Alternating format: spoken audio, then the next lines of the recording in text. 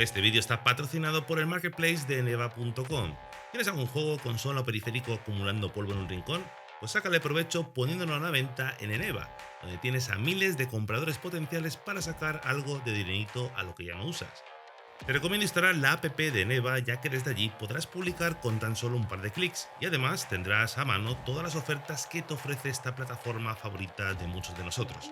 Utiliza el enlace que te dejo en descripción y comentario fijado y échale un ojo a las ofertas y posibilidades que te ofrece eneba.com.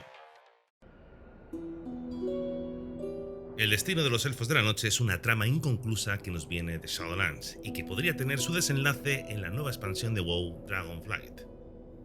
Tras la quema de Teldrassil, la civilización Kaldorei ha quedado reducida a cenizas, nunca mejor dicho.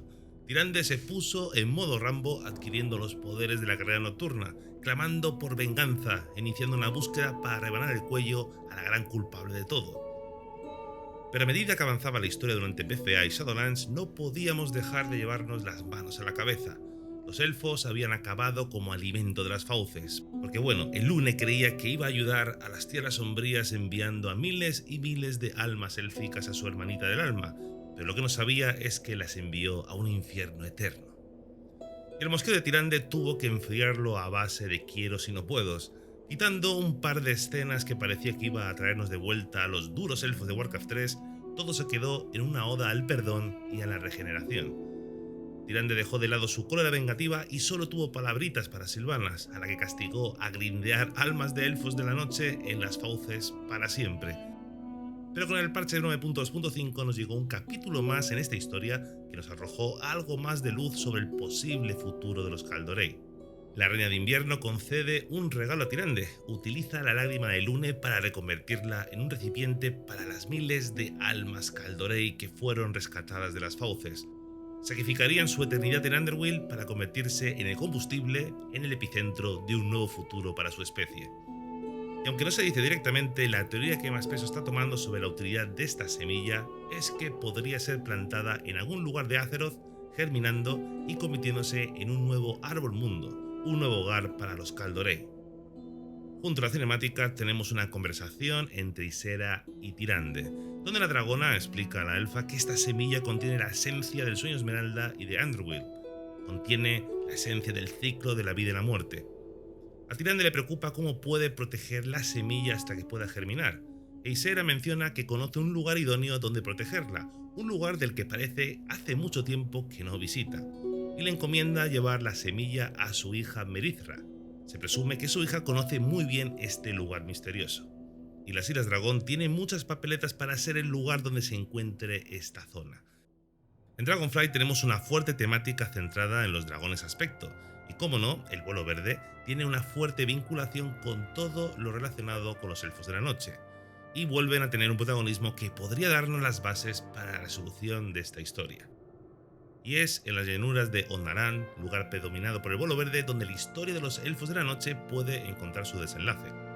Cuando llegamos a este lugar, aprendemos que el vuelo verde dominaba estas tierras hace miles y miles de años, y ahora que las Islas Dragón vuelven a aparecer, los aspectos retornan para recuperar su lugar. ¿Y a quién encontramos aquí como líder de facto del vuelo verde? A la hija de Ysera, Merithra. Y queda claro desde el principio que Merithra conoce profundamente este lugar.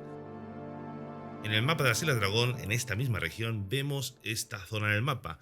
Una zona que, aunque aparece en los mapas, no es accesible en el juego. Podemos llegar hasta esta zona mediante el vuelo de dragón, pero no encontramos nada. Tan solo unas zonas montañosas alrededor y un vacío absoluto en el centro. Esta zona no es pequeña, es el equivalente a 2 Nazjatar, así que es una zona bastante grande.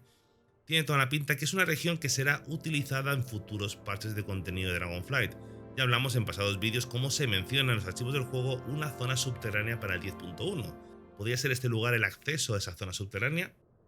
Pero hay otras especulaciones que se relacionan directamente con el regalo de la Reina de Invierno y el futuro de los Kaldorei.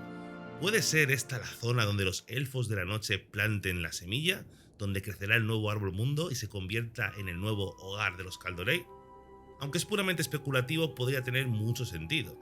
Sabemos que durante esta expansión algo sucederá con los Kaldorei. Sabemos que Lune va a tener un papel importantísimo durante la expansión, y sinceramente, la diosa les debe una a los elfos. Y qué mejor lugar para construir su civilización que junto a sus aliados más naturales como son el vuelo verde. Esta región podría reconvertirse en un nuevo Teldrassil, donde un árbol mundo sea el núcleo de los nuevos Kaldorei. Incluso esta vez podría ser bendecido por los propios Bolos Aspecto, dándole a esta raza una vez más su lugar en Azeroth. ¿Qué opináis? ¿Creéis que por fin Blizzard va a finalizar la eterna trama de la tribulación de los Elfos de la Noche? Como siempre, espero vuestras impresiones aquí abajo en comentarios. Y sin más, nos vemos en el siguiente vídeo. Un abrazo.